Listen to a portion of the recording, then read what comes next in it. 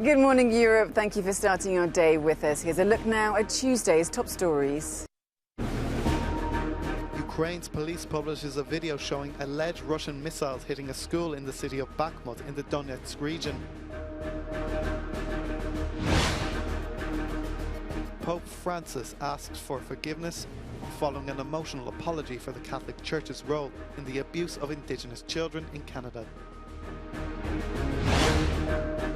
And the United Nations says decades of progress on gender equality and women's rights has been wiped away since the Taliban took power.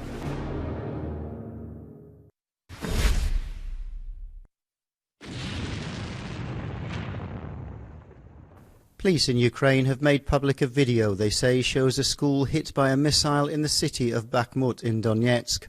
Authorities say it was hit by Russian missiles. The attack took place in the early hours of Sunday and left the school all but unusable. A police spokesman said there'd been no one in the building at the time. After capturing the Luhansk region earlier this month, Moscow continues to turn its attention to the Donetsk region, which is only partly under the control of Russian separatists. Although no large-scale offensive has yet been launched.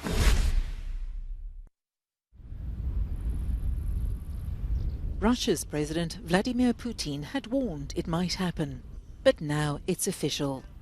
Moscow is cutting the flow of natural gas through its Nord Stream 1 pipeline to Germany by another half. As of Wednesday, the pipeline feed will be at just 20% of its capacity. State-owned company Gazprom says the reduction is because it became necessary to stop another turbine at the gas pipeline for maintenance. This new Blow 2 supply comes just days after the company resumed deliveries following a 10-day shutdown.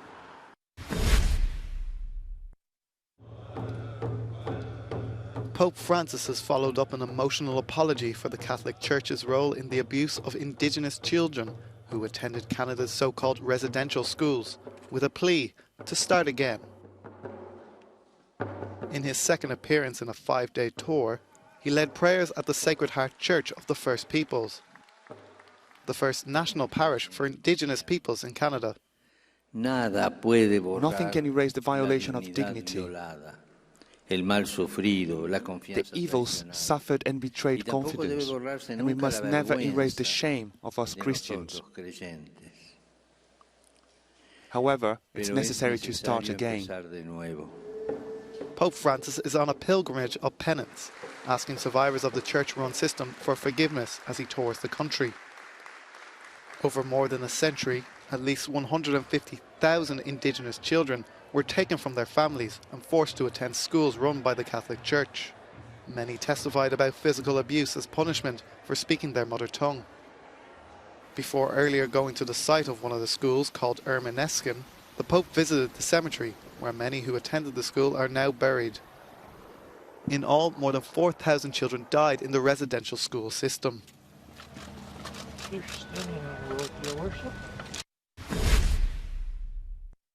Fires in parts of Europe have already burned more land so far this year than in all of 2021. On the Greek island of Lesbos, the situation seemed to improve yesterday, with a drop in the wind making firefighting efforts easier. But flare-ups continued throughout the day in the aftermath of the blaze that broke out on Saturday near a popular tourist destination. In Spain, a new wildfire has prompted evacuations in the province of Zamora, the second time in less than a week for many of the residents. Staying in Spain, firefighters continued to battle the remnants of a wildfire in the northern province of Burgos. Soaring temperatures and a long-lasting drought in Italy have created havoc in the centre of the country this month. Last week, crews had to fight fires from Tuscany all the way to Trieste. Sunday was a particularly difficult day for crews operating in Umbria, with several fires, many of them near hilltop towns surrounded by vegetation and forests. Meanwhile, in the Czech Republic, more than 150 firefighters are battling a blaze in the Bohemian Switzerland National Park, which has now spread to the German side. Helicopters and an aircraft are helping with the efforts. The fire has engulfed treetops and some firefighters have been evacuated.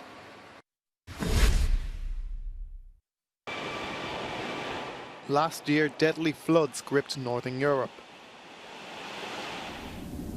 This year, it's wildfires that are causing unprecedented devastation across the continent.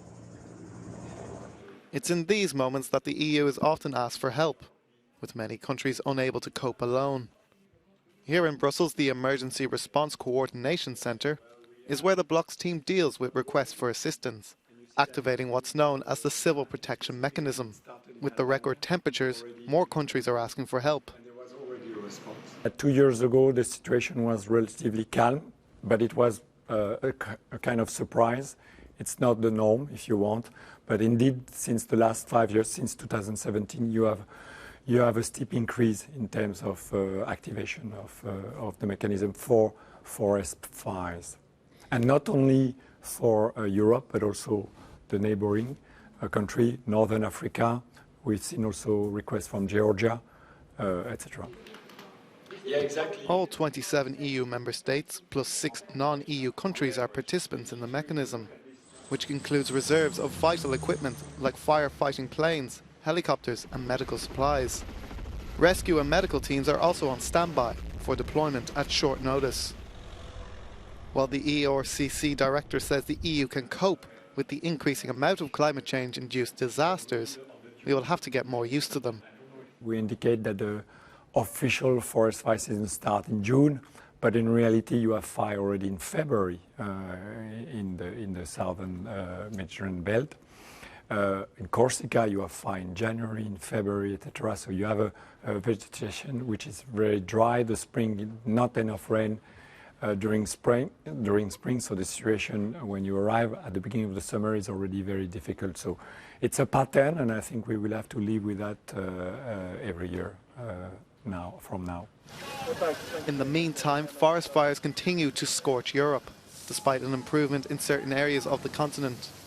Among the affected areas are the island of Tenerife in Spain, northern Greece and the Friuli region in Italy.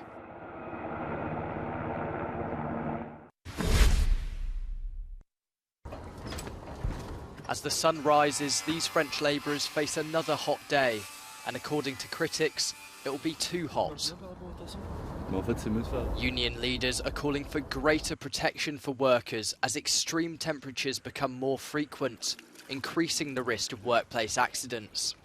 On Monday, the European Trade Unions Confederation issued a call for a Europe-wide law for a maximum working temperature.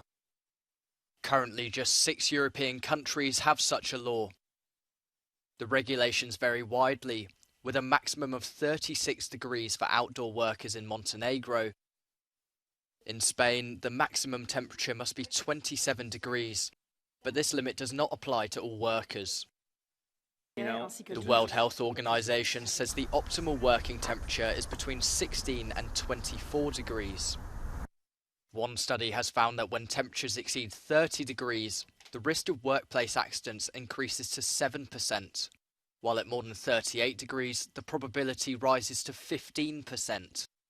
In France, where there's no maximum working temperature, 12 people died in heat-related work accidents in 2020. Union leaders say that urgent action is needed amid the intensifying climate crisis. Heat waves and violent fires have already hit Europe this summer, causing the death of 2 people in Spain last week. You're watching Good Morning Europe. Do stay with us. Lots more to come on the programme.